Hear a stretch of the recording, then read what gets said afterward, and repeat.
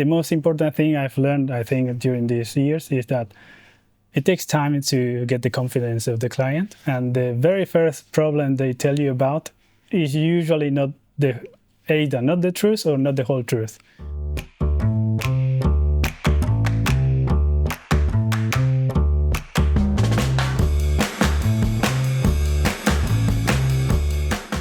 So, Fernando, can you tell me a little bit about yourself? All right. I'm Fernando Tadakuma, the co-founder and chief data officer of Woza Labs, which is a young startup based in Bilbao. We founded that with my co-founder back in 2021. What we do is we develop tech platforms based on large amounts of remote sensing data, and particularly satellite images, IoT sensors, weather stations. We run all of that data through different AI models to produce insights for physical industries. And what is special about Woza Labs if you compare with other solutions that are in the market? There are many solutions, especially around image processing or getting data from those images. Yeah. What we try to do is offer the whole insight. So we don't sell data per se. We sell what we would like to say as knowledge. Yeah. Yeah. So it's actionable knowledge. Right. And what does your technology has that make that happen? That is unique. Yeah. What we have is expertise in some of the verticals we work on. Technical expertise also, that's a given. And that expertise comes not only from academia, but also from having worked in previous startups. Yeah. One of them has been sold successfully. So not mine, we were the technical team. So the result of Woza's products is actually the result of decades of working with the same team right now. The two people that have been working together the longest, they have been working for 20 years right now. Okay, so you have the tacit knowledge of the technical team, a lot of experience working on the technologies, developing the technologies platform and refining them, plus the specialization for the markets and the inside knowledge. But you mentioned this previous company, and you haven't stopped being with that previous company, right? One of your investors is also... Right now is our sole angel investor. Right. We started bootstrapped for the very first 3 years. And after getting to understand the market and knowing that getting a new client would take around 9 months to 1 year, because this is a B2B company, we decided to take the investment from our previous CEO.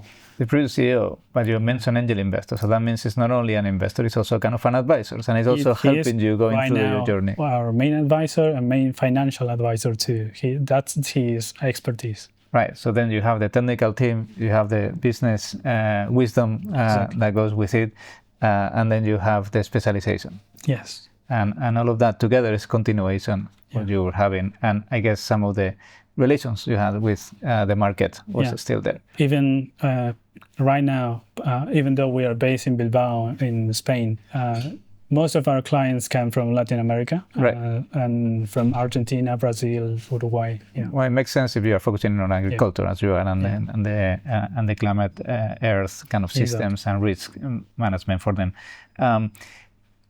Your platforms, basically, you do all that because you have data and you work with the data. What do you do with the data?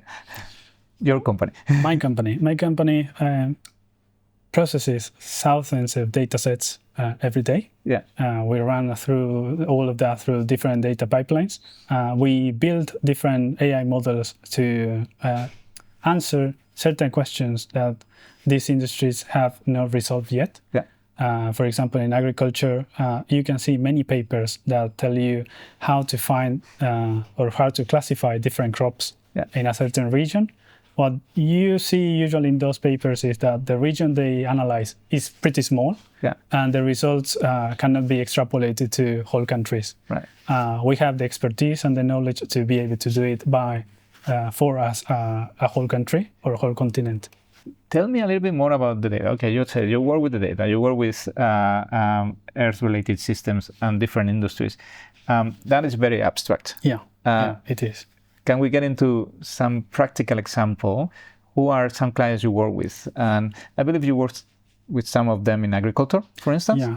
You have some use cases for me to understand what is the impact you're having on the ground. All right. As you said, it's pretty abstract. Our first idea was to produce this platform to sell it to our clients so they could build something on top. What they told us is, you already have all this knowledge, please build the product for us. And that's where we started. In agriculture, we have a lot of experience because the founding team came from a previous startup. We were not founders, we were just a technical team. But it was related to agtech and finance. So right now at Woza, we transfer part of that knowledge. And in agriculture, what we do is mostly related to compliance, actually. I don't know if you know, but in the EU, there's a new regulation called EUDR. Yeah. So we help companies track where they should buy the commodities they need to be able to transfer and actually be accepted in the EU so they can sell that. Can you walk me through that? Just to get... Yeah, for example, in the case of soybean, which is regulated or will be regulated by the end of this year, you have to prove, you have to provide proof that it has been grown in parcels or fields that were not deforested after the 31st of December of 2020. Right. So companies usually don't have that knowledge in-house. They understand how it could be done, but they don't know who to talk with to get the satellite images, how to crop it, how to geolocate it, and how to upload it to the EU platform to get approval. So we streamlined all of that. So you basically are collecting all this data that you can find about Earth, and then you are just getting all that data organized, going into how do you respond to these compliance regulations. Yeah, or at least that's one of the features for them. All right. What other features do you have? Well, what they are mostly interested in is what they call geomarketing and geoanalysis. Oh, right. Great. So commodity traders actually not only buy commodities, but also have branches that offer products to farmers. Yeah. So they hit them in different stages of the campaign to sell different kinds of products. Right. But usually to do that, they have a fleet of people that go all around the country to understand where the different type of crops are being grown, so they can offer the right item. We can do that through all the data we have, so they don't have to send those people. They can have real-time feedback of which type of crops are being grown where, thanks to our AI models. Yeah. Also, they can use the very same information to start planning where they should buy the commodities they need to export this year, and maybe for the next year too. And do you also look at potential risk? Like, for instance, because in agriculture, you also think, okay, where should I buy? Where should I export? But also, hey, is it going to be bad weather next year? Exactly. Should I just start preparing for that? Should I go to a different region? Do you do that too? Part of the data we process and mix and match with all the other data sets is weather data.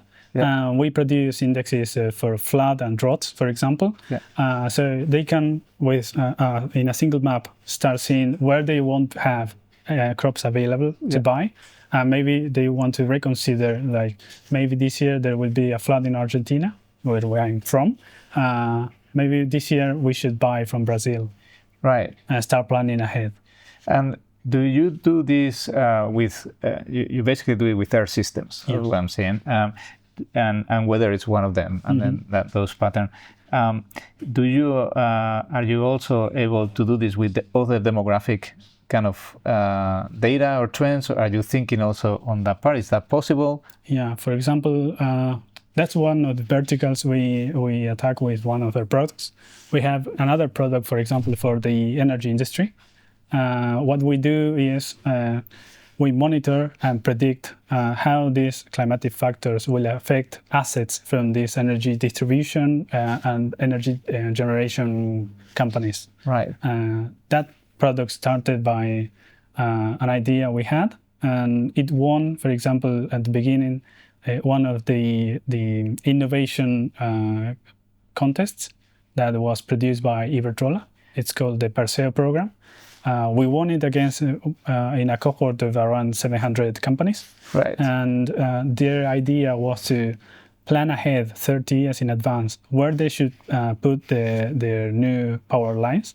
So the CapEx and OpEx would be much lower. For example, they had an already made plan for the distribution line, but maybe thanks to this new platform, they could start exploring simulations of where they should trace it. They could find another route that would be a bit more expensive right now, but in the 20 or 30 years it would take them to have ROI. It would be much faster. Right. And for the audience to know, Iberdrola is one of the largest utility electricity companies in Spain. I think it is the largest. Or the largest, okay. It was the first or the second. It's always like that. But you also are working in other industries and looking into that. Exactly. And I know one of the areas I could be also interested is infrastructure and maintenance of infrastructure. Is that possible? Do you see that as an area of work? Yeah, we are exploring that. Actually, we're working with governmental entities in the Basque Country to pursue that. We are also working, for example, with the Forestry Agency in the Basque Country. Right. They wanted to have a platform to understand all the data they already have. They have around 30 years of history of each tree that's been grown in the Basque Country. Right. But after we finished building the platform, the idea for them working with us is to understand which species should they plant to get the best return of investment in the whole country, and where they should do the actuations. I don't know how to say it in English, but where they should do obras. What they should do works or some changes in the forest. Where they should do prevention works changes that they to do. Prevent wildfires, for example, spreading. That happens a lot in the north of Spain. Specifically in Galicia happens a lot, which is the northwest. In Bilbao, thanks to or the Basque Country in general, up to now, thanks to these actions they've taken, but wildfires are not spreading that much. And do you also do the prediction of wildfires based on data? We have a base index of wildfire risk. And we also have models to show them if we can detect the epicenter, which there are alarm systems in the EU, how it will evolve, taking into account soil moisture, the wind speed, wind gusts. And what is next? What are the areas or sectors do you think that this technology can apply? This year, we will instead focus on the verticals we already are attacking, and instead focus on our clients. Right. Wonderful. And now I want to ask you about your journey, because you mentioned a little bit at the beginning. You were in Argentina part of a startup that was successfully exit, and you were part of that technical team. Tell me a little bit the story, and how did you end up being a founder, and a founder in a different country than your own home country?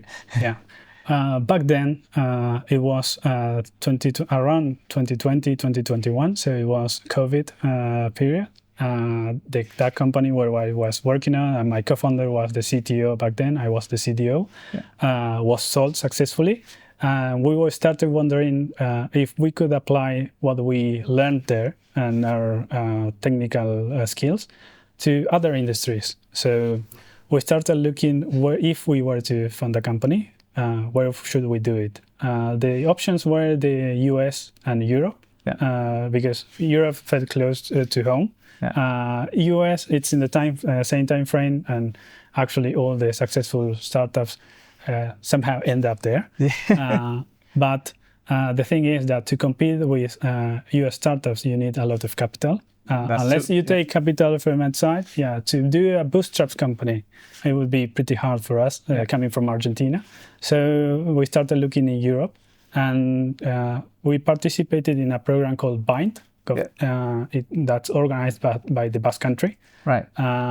We didn't get approved in that program, but it called the attention of the government. So an institution called Invest in Basque Country came to talk to us and told us about all the wonderful things that could be done there. And we decided that, that might be the place. Also, you have to take into account that my wife is Spanish. Okay, you have an anchor reason to go. And the brother of my co-founder has been living in the Basque Country for the last 10 years. Okay. So he had visited that place a lot, and he saw that the educational level was very high. The industrial ecosystem is also very powerful, but digitally they were not so much there. Yeah. So you had less competition, a potential client base, and access to talent at affordable rates. Exactly. Okay, and that worked. But tell me also a little bit, how is your journey? How do you manage, and how are you doing in going from being a technical person, you were the chief data officer, into being a founder? And how are you guys dealing, because your co-founder is also technical, also I believe. Very technical. Dealing with the business part. Yeah. Fortunately, my co-founder is much more, how can I say, talkative than I am. Yeah, he was a university professor before being the CTO of that company, and also founder of previous companies. So the business talks have been easier when he is around. I had to learn during this journey. Right. The most important thing I've learned, I think, during these years is that it takes time to get the confidence of the client. And the very first problem they tell you about is usually not the truth or not the whole truth. And it's like layers of an onion. You have to keep peeling them until you get the real problem. Yeah, so trust, you need to build First, you have to build the trust through proof of concept, and then they will tell you a bit more about the problem. Once you solve that, now they tell you the real problem. Yeah. Takes time. It's a long time to build the relationship into. Exactly. That's, I think, the most important part. And in part of that is because you are doing B2B. And that's a very unique market where you very different from SaaS or other businesses. Right. In this journey, you've grown a team too. Exactly. What was the most difficult thing for you guys to do to get where you are in this transition? What was the highest challenge you faced? Highest challenge? Actually, it was to accept that getting clients would be slow. Yeah. When you are bootstrapped, money starts to run down. Right. Yeah. You might get a bit desperate during low times. Yeah. But you have to trust the process and trust your skills. What was that moment? That was the moment that you guys said, finally, we have this client that is going to sustain us. That was like this critical moment of... That was by the end of last year. We reached our original goal. Right. It was around 1 million revenue. Oh, congratulations. Thank you. And we could break even with a very small team. We could break even with that. So we were very happy. Our objective this year is to reach 2 million. Right.